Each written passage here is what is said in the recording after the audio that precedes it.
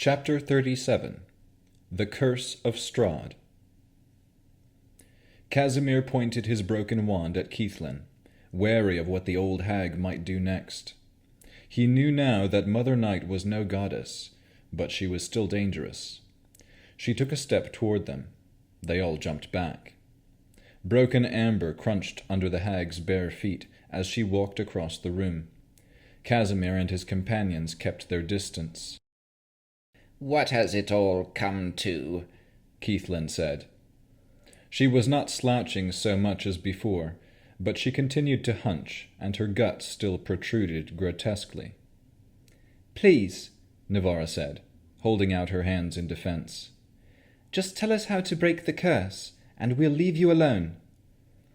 Without looking at anyone, Keithlin sighed. "What does it matter? We all die eventually." Then she picked up a piece of amber, inspecting it. "Keithlin of the Crooked Teeth," Navara said confidently. "I am Navara of Harrington, and I'm here to free Gostamere from your curse." Keithlin let the rock slip from her fingers, and it clattered to the ground.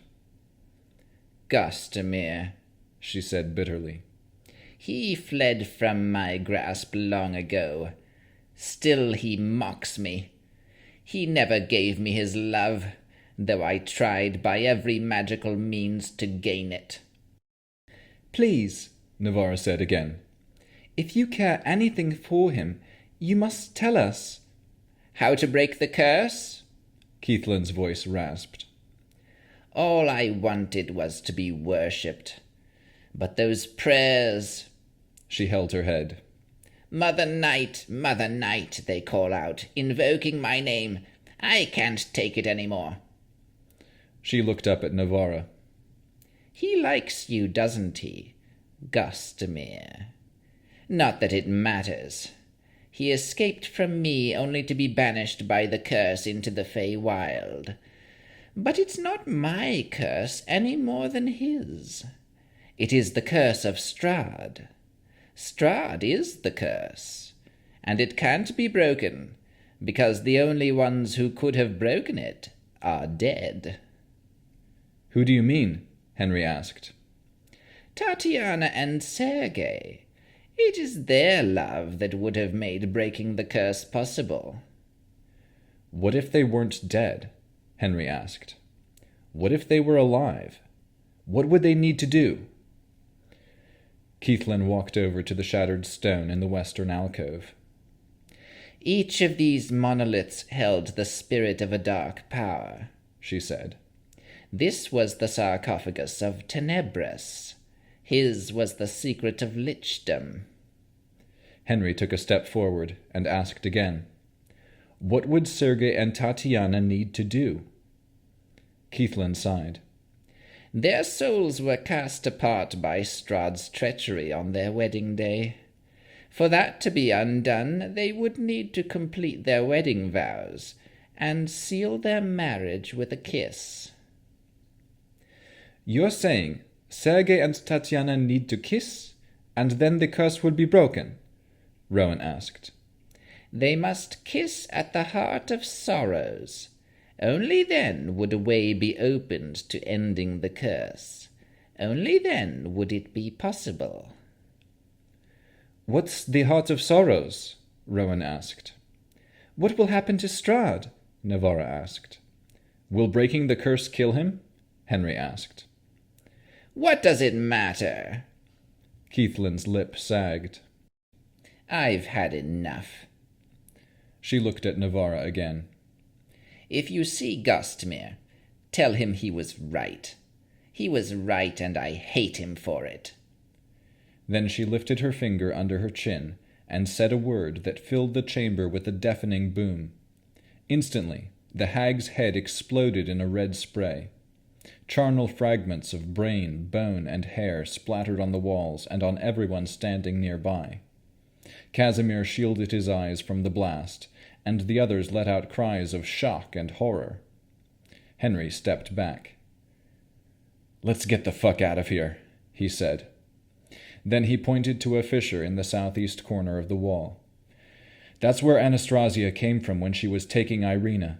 It must lead back to the entrance. Henry led them through a passage of roughly hewn rock.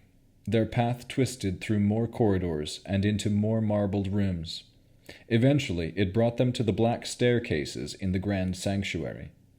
They walked up to the balcony, and Casimir noticed, for the first time, floating humanoid skulls wreathed in flame.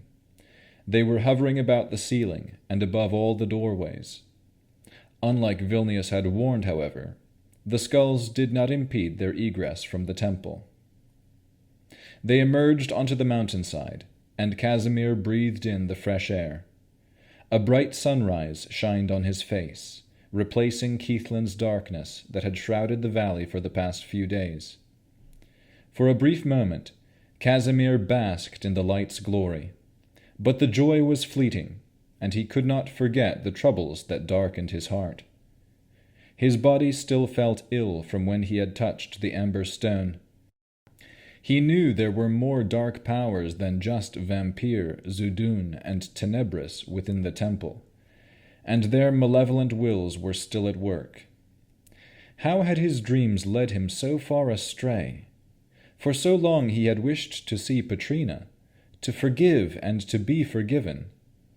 They had manipulated his deepest desires. Rowan was right. Nothing good could come from the dark powers, and it was their evil that had brought ruin upon the elves ever since the valley was first invaded all those centuries ago. Now his people were being slaughtered again, while he had been chasing a fantasy. "Where do we go from here?" Henry asked. Casimir looked out upon Luna Lake below, mesmerized by the blinding light that danced across its glistening waters.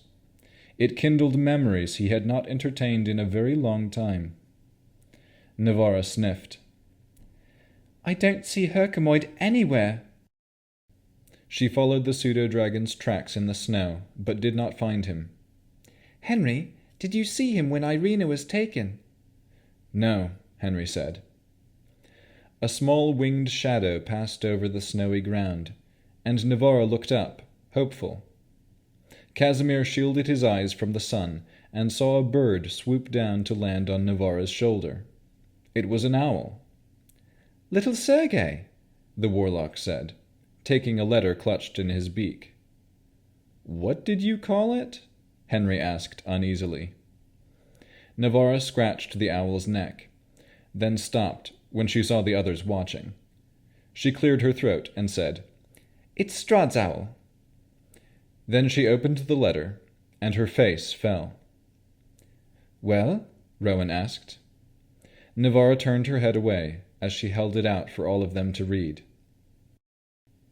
"You are cordially invited to the event of the century, the eternal royal marriage of Count Strahd von Zarevich and Irina Koliana.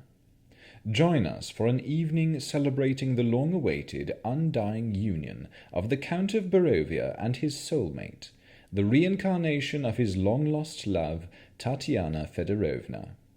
Attire, formal, no additional guests. Arrive at Castle Ravenloft in 7 days' time, no later than 7 in the evening." "Casimir," Henry said, when he had finished reading, "I need you to cast a sending spell to Irina." "You know she might already be turned," Casimir said. "Do it anyway." Casimir took out his sister's crystal. Rowan had given it back to him after she found Kavan's spear. He held the focus and moved his fingers through the air, saying a few arcane words. Once he felt the connection with Irina's mind, he spoke into her thoughts. "Irina, are you all right? Tell us what you can." He left the connection open for Irina to reply. A moment later, he heard Irina's voice in his mind. "I'm alive. He's reading my thoughts. Says Henry can leave Barovia if I marry him. Leave while you can." Casimir relayed the message to the others. Rowan shook her head. "Well, at least we know one thing. He probably is reading her thoughts." "Agreed," Casimir said. "But she also said she's alive. Which means she hasn't been turned either, Navara said confidently. Casimir was not convinced, but he listened quietly to the warlock anyway. What we need to do is to find... Navara stopped herself and looked at the owl. Drawing his sword, Henry slashed the bird with a quick stroke. It dropped off Navara's shoulder, dead. Sorry to interrupt, Henry said. Just didn't want Strahd listening in on our conversation through his familiar. You were saying, Navara? Henry wiped his blade and sheathed it. After a moment, the owl's body disappeared. Navara took a deep breath. We need to find Mordenkainen. We have to go to Mount Baratok. Henry nodded. Strahd's hand reaches every corner of Barovia. If you're right, and he has been casting a magnificent mansion spell, it's the only place we have left to hide. Casimir stepped forward. I wish you all good luck on your quest, he said. But I must help my people. If Rahadin was telling the truth, and he had no reason to lie, then Strahd's legions are hunting them even now. Henry and Navara nodded their understanding, but Rowan's bright eyes fixed upon him. Then I will go with you, she said. No, said Casimir, though it pained him to say it. Your friends need you, Rowan. Rowan walked up to him, their faces mere inches apart. I've only just found out who I am and where I'm from. The Dusk Elves are my people too. I can't let them die. From the moment Casimir had first met her, he loved her. At first it seemed foolish to admit, but Casimir had lived long enough to know his own heart. Rowan was a miracle, and the more he grew to know her, the more miraculous she became. She had escaped death many times. She was a formidable warrior and mage. But it was not her considerable powers that enamored him. It was precisely her refusal to use those powers for her own ends. She constantly put others above herself. She had every right to be bitter at the world because of her past, but she never gave in to hate. She had forgiven him. And just as he had wished for Patrina's salvation, Rowan held out hope that her abusive father had some glint of humanity in his cold heart.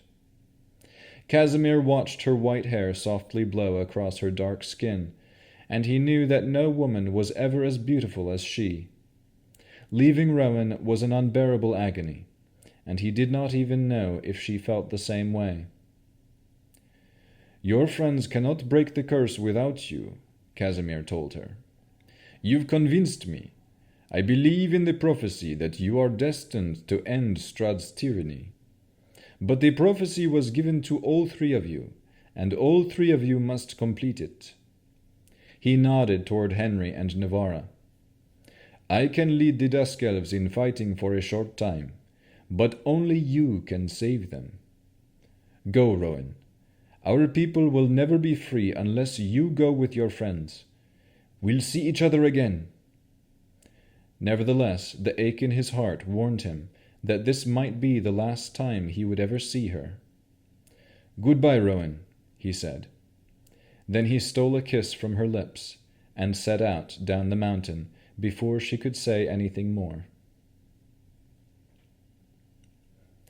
Henry flew through the cold air along with Rowan and Navara, soaring over the valley. Navara's spell had made them invisible, and they flew unseen by the world below.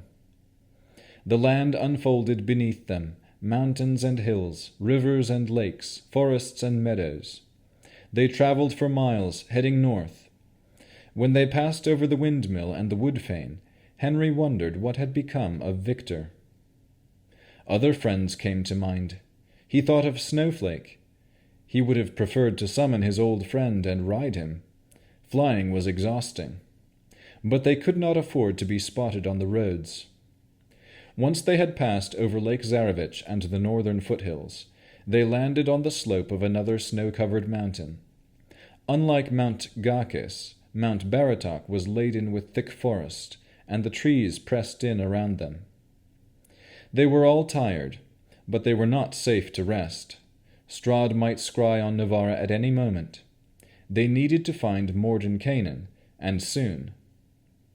Navarra told them the old wizard would not be easy to track down, and after searching for hours, Henry wondered if their hunt was in vain.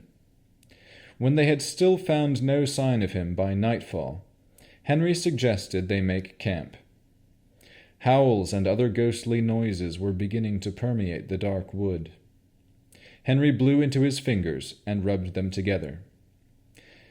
"I don't care what's out there," Rowan said, teeth chattering. "We need to make a fire, or we'll freeze to death." They all agreed, and when they had gathered enough wood and piled it for a campfire, Rowan ignited it. Henry warmed his hands by the flames. "He must be hiding in his mansion," Navarra said, sitting across from Henry and leaning into the warmth. "You haven't felt anyone scrying, have you?" Rowan asked the warlock. "Not since Irina." Navarra looked over at a chicken pecking at the dirt beneath the snow.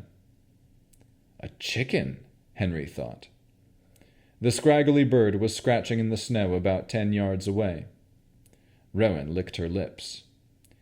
"I think it's time for dinner," she said, and transformed into a wolf. She stalked the chicken, and when she was about to pounce, the bird transformed as well. "Oi! What do you think you're doing?" said the old man who had been the chicken a moment ago. He wagged his finger and scolded the wolf. "Scary as ever, I see, sneaking up on me like that. Would give anyone a heart attack, Rowan." Rowan transformed back into herself and stared at the bearded man in disbelief. Henry stood up and drew Apollo. "Hello, Henry," the old man said. Navarra ran past her companions and hugged the man, almost knocking him over. "I told you I'd bring them," Navarra said to him. Then she turned to the others. "Henry, Rowan, I'd like you to meet Mordenkainen, otherwise known as Victor Volokovich." Henry squinted his eyes. Then he cast his divine sense and flashed the man with his mirror. "I know," the old man said. "The last time I saw you, I was a bit younger." Henry did not sense that this man was undead or a fiend, but he had made that mistake once already. He double-checked his mirror. The man had a reflection. "Rowan, can you test if he's using magic?" Henry asked. Rowan cast a spell, then shook her head. "Nothing," she said. "Let's not stand about debating who I am and get eaten by a night walker." "What's a night walker?" Henry asked him. He noticed that the man's voice did sound a lot like Victor's. The old man did not answer Henry, instead pulling out a flat piece of bone, a marble, and a tiny silver spoon. Then he spoke a long chant of arcane words, and an upright door appeared out of nowhere. It opened, revealing what looked like the inside of a house on the other side. The man hurried in, and Navarra followed him. Henry looked at Rowan. "What do we have to lose?" the druid said. And together they entered the mansion. Autumn-colored pillows and soft mats were set in cozy corners of a well-lit parlor. A gilded oval table with a mirror top stood at one end of the room, and a glass door leading to another room stood at the other. Chiffon curtains hung by windows that looked out onto a purplish void. "All right," Henry turned on the old man. "Now I know you're not Victor. I know how he decorates, and it's mostly with trash." "Nice place, isn't it?" said Mordenkainen. "My house is full of fantastical rooms, but don't worry, I don't clean any of it. That's what servants are for."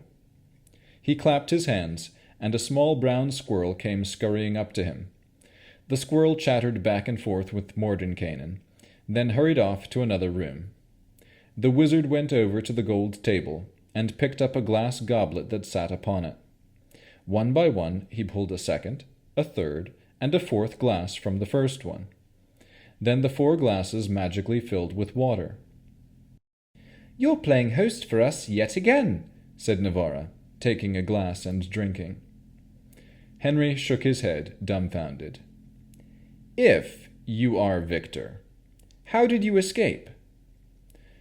Mordenkainen told them about finding the staff of a wizard named King Katsky and time-traveling out of Barovia. Henry tried to take it all in. "That explains your age, I guess. I just can't believe it. All of it. You, Mordenkainen, the greatest headmaster at the Houses of Merlin." "Greatest, eh?" The old man scratched his thin beard. "I studied there," Henry said. Then his eyes widened as it dawned on him. "You were the one who put Dr. Nellis in charge of researching Barovia, weren't you? But how did you escape Strahd at the mill? It was the last time we saw you. I thought for sure you were a dead man." The old Victor squinted an eye. "The mill, that's right. The old windmill. It was so long ago." Then he pulled back his tattered robes and lifted his shirt. Scars of claw marks crisscrossed his back like lashings. "Strahd left me there after he punished me." "I'm so sorry, Victor," Navarra said. "I don't blame you, but thanks for the sentiment." The squirrel came back with the tray of pastries. Henry took one and sat down on a plush divan. "So," Henry said, "now that we have Mordenkainen to help us, we might have a chance." "Oh, I'm done fighting Strahd," Victor said. "My staff broke when I fought him a year ago, and my spell book is lost. The only spells I can conjure are ones with components I can find here on the mountain. But even if I had all my magic at my fingertips, I wouldn't fight him again. I've seen the future. Didn't Navarra tell you?" "I've seen what happens," Victor said. "You fail, all of you. You fight Strahd at Castle Ravenloft and lose. The curse is never broken. Strahd lives on." Henry rubbed his head. It hurt to think. He hadn't slept since before going to the Amber Temple, and his magic was depleted until he could rest. Rowan and Navarra looked as tired as Henry felt, but they pressed on, trying to convince Victor he was wrong and that they would save Barovia. Victor was not swayed from his doomsday prediction. Nonetheless, he offered them each a room to sleep. "You're welcome to live here indefinitely if you change your mind about going after Strahd," the wizard said, showing Henry his room. "I can't help you once you're dead." When Victor left, Henry didn't bother to change out of his arming doublet. He merely stripped off his armor and collapsed onto the feather mattress. He woke up hours later, washed his face in a glass basin, and parted his hair on the side, as Apollo had told him Sergei would do. Henry tried to emulate as much of Sergei as he could, so that when he met Strahd again, the vampire would know exactly who he was. Henry dried his face with a clean towel and looked out his window into the purplish abyss. He had read about Mordenkainen's magnificent mansion, but had never seen anyone cast it. It was strange being here.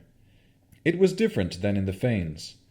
For one thing, the mansion was not on any plane of existence, just somewhere in the cosmic void, hidden from everyone and everything. It would have been good to bring Irina here.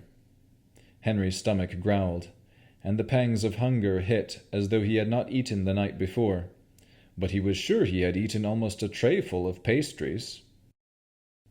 Henry made his way to the parlor with the gold table, and saw Rowan and Navarra talking with Victor. Henry continued to think of him as Victor, otherwise his head would hurt. "We need a plan," Henry said, standing over the table. "I don't know what you saw in the future, Victor. If I go to my death, then so be it, but I won't leave Irina forsaken." "We are with you," Rowan said. Navarra stood beside her and nodded. "Remember what I told you last night?" Victor said.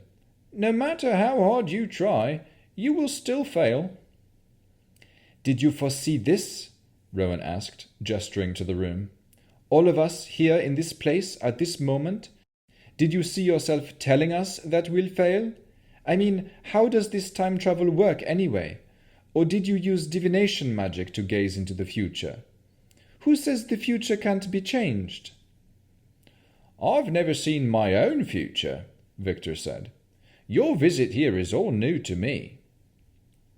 "Then you can't really know that we lose," Rowan said. "Not even the wisest centaurs who know every star can see every possible outcome." "Believe what you will, it won't matter. You'll still fail. I've seen it." "You know, I never liked you." Rowan crossed her arms. "Regardless of what you saw, Victor," Henry said, taking a pastry offered to him by another serving squirrel, "we have to try. Can you draw us a map of Ravenloft's dungeons? The first thing we should do is find Irina there." "I'll see what I can remember," Victor said. He cast a spell on the shiny table, and thin lines formed a map as Victor waved his hand. "You think Irina's in the dungeons?" Navara asked. "Strahd's probably torturing her down there," Henry said. "Irina would never say yes to Strahd's proposal willingly. She must know he won't let me leave Barovia alive." "We need to get Irina, yes," Rowan said. "But we also need to break the curse. How are we going to do that? Resurrect Sergei's body from the crypt?" "Sergei's already with us," Navara said. "Isn't he, Henry?" Henry looked to the warlock, who was giving him a knowing smile. "Can't keep much from you, can I?" he said. "I only realized myself a few days ago. How long have you known?" "Ever since I left Ravenloft. I've been with Sergei's brother long enough to see the family resemblance. But I knew you were the chosen one as soon as I met you at the Grinning Goblin." She nudged his shoulder with hers. "Rowan, I suppose this means you have another uncle?" "Wait a minute," Rowan said. "Are you telling me that Henry is Sergei?" "Yes," Henry and Navara said together. "Just look at him, Rowan. He's a von Zarevich." "I'm his reincarnation," Henry said. "And I still prefer Henry Gibson." Victor shook his head and said slowly, "Sergei von Zarevich? I did not know that." "Goes to show you don't know everything," Rowan said, looking down her nose at him. Victor glared at her. "You'll still fail." Rowan gave a low growl. "What about the Heart of Sorrows Keithlin mentioned?" Henry asked. "What is that?" "I think it's the crystal heart in the North Tower," Navara said. "You think she meant it literally?" Rowan asked. "Why not?" Navara said. "Strahd even said it was connected to the curse. It makes sense to me. I suppose Henry and Irina need to kiss. Near it? On top of it?" Henry had finished a third pastry when he noticed he was still hungry. "What's wrong with these things?" he asked, taking a fourth. "Oh, those sweet pasties are just for flavour," Victor said, popping one in his mouth. "There's nothing of substance to them. I usually mix them with real eatables to make my food taste better, but I haven't boiled my tree bark yet. I could give you all some excellent fungus I found. It will knock you out for a couple hours. Might even make you sick when you wake up. Happens to me every time I eat it." Henry raised an eyebrow.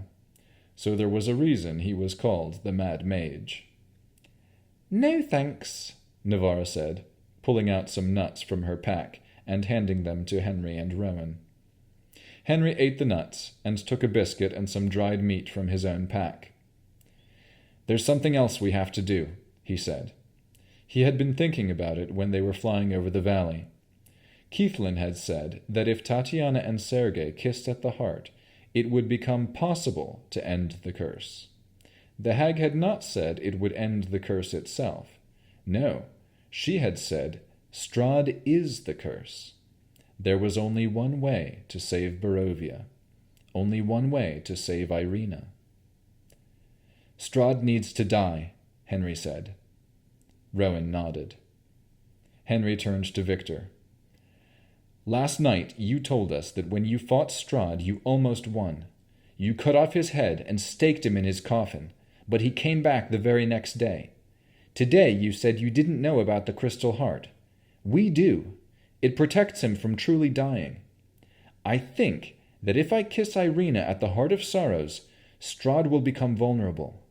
That's what Keithlin meant when she said kissing the heart would make breaking the curse possible. We'll finally be able to kill him. Victor gave a long sigh.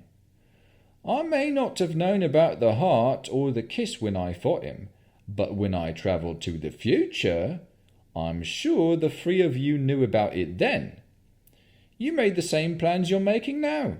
You're making the same assumptions. Just stop, Rowan snapped at the wizard. Victor lifted his hands in surrender.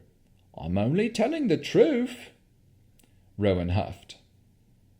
We're still going, Victor, Henry said. Tell us, how much time will we have? After we strike him down, we'll need to stake him. How much time will we have to find his coffin before he awakens? Victor scratched his beard. Half hour, maybe less.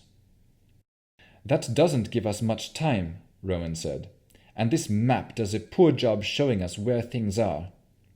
I can't remember it all, said Victor defensively. Henry looked down at the magical sketch on the table Victor had drawn for them. It was a crude rendering of the castle's lower levels, but it would have to do. The kiss needs to happen before we confront Strahd, Henry said, which means we need to sneak into the dungeons first. Irina won't be in the dungeons, Navarra said, tracing her finger on the table. I know Strahd. Henry tried to choose his words carefully. Well, I know that she won't be in the guest room. Irina wouldn't tolerate that. She's not you, Navarra. I don't want to imagine what Strahd's doing to her. You spent a lot of time with him, but that doesn't mean you know him. Navarra looked at Henry, and he saw a mix of anger and sadness on her face. That's just it, she said. I do know him, and it pains me to know. I know he doesn't respect Irina. I know the lengths he'll go to. I'm under no delusion of that. I know he'll want her by his side wherever he goes. He probably has her on a leash as we speak. Then where should we enter the castle? Henry asked. We could send a message by raven to the keepers, Rowan suggested. They might be able to scout out the castle, at least look through the windows from the outside. Maybe they could spot Irina. Good idea, Henry said. And we should contact Esmeralda. She told us earlier she wanted to fight Strahd. We need all the help we can get. Rowan cleared her throat. There is someone in the dungeons who might help us, if worst comes to worst. Henry pointed a finger at the druid. No, we are not going to bring another full-fledged vampire into this. That's why I said if worst comes to worst. We might not have any other choice. Navarra paced the room. Before we talk any further, I need to get a few things off my chest, and I would like you guys to listen until I'm finished saying what I need to say. Henry, Rowan, and Victor gave Navarra their full attention. I will help save Irina, and I will help break the curse. But, Navarra bit her lower lip, most people have never heard Strahd mourning over his brother's tomb. Most have never seen him hide his face in shame when the grief of his lost humanity consumes him. He is tormented by his own wickedness, and he regrets what he has done. Of course, none of this atones for his sins. Guilt and remorse are not enough to save him from the judgment of the gods. I understand why everyone hates him. I did. I would have never believed he could make me laugh or smile. Strahd's evil is diffusive. The more it goes on, the more suffering it causes. I can't stand by watching people suffer because of his arrogance and cruelty. He deserves death. That's justice. I only hope I can... Navara stopped pacing. Then she said firmly, No, I will do whatever it takes to save Irina and break the curse. Henry stared out into the purple void, absently picking at his shirt sleeve. I don't get it, he said, keeping his voice level. I don't understand why you think Strahd is worth anything. I don't care what sob stories he's told you. I've heard enough about his past from Apollo. Everyone's had shit in their lives. There are worse stories out there of greater men who've been through hellish experiences, but they didn't use their trauma as an excuse for murder, or genocide, or cannibalism, or any number of Strahd's other crimes. Victor stepped forward. I think that Navara's mercy towards Strahd attests more to her goodness than to his. Henry closed his eyes and nodded. You're right. You're right. He opened his eyes and looked at the warlock. I'm sorry, Navara. I think you're the most empathetic person I know. But me, I could never have pity. Not for him. The truth was, Henry hated that Strahd could make Navara care about him. That's what Strahd did. He manipulated people. He broke people. Navara claimed she would help Henry and Rowan. But would she have the fortitude to kill the vampire when the time came? Navara had always been strong. Since the day they met, she had been confident in who she was, and she instilled that confidence in others. Though Henry had railed against Navara's chosen one talk from the beginning, he was glad he had found himself and embraced who he was meant to be. It seemed now that when Henry had finally found himself, Navara had lost herself. If she was not fully committed to the fight, what chance did they have against Strahd? And if Rowan brought her father into the mix, all hell would break loose. The rest of the day was spent hunched over the map, making plans, while trying to ignore Victor's pessimism. For every plan someone put forth, someone else was able to offer a convincing reason why it would not work. They were talking in circles. Apollo gave Henry some words of encouragement, but by evening, doubts and hopelessness were besetting everyone in the mansion. Even Rowan became withdrawn, which she did when she was agitated. Every once in a while, Henry would notice the lily on his cloak, and he would think of Irina. How many Tatianas had come before her? How much had they suffered? Had Sergei come back before? How many times? Maybe Henry was just one in a long line of reincarnations, doomed to failure. He brushed his thumb over the flower. Irina did not allow the knowledge of her past selves to undermine her hope. Yet, where was hope without Irina? Henry racked himself with guilt for not fulfilling her last request. He had promised. But how could he have killed her? He took off the cloak. It was evening, and Henry was about to return to his room when Rowan came up to him. "She's scrying on him now," Rowan said. The front door to the mansion was open. Outside, sitting in the snow with her hands on her bracelet and her eyes fixed straight ahead, was Navara. It was the first time the warlock had ever tried to scry on Strahd. "It looks like it's working," Rowan said, standing in the doorway. Henry stood beside Rowan and waited. After a short time, Navara lowered her head. She turned to them, her chin quivering and her eyes wide with terror. Henry frowned. "What did you see?"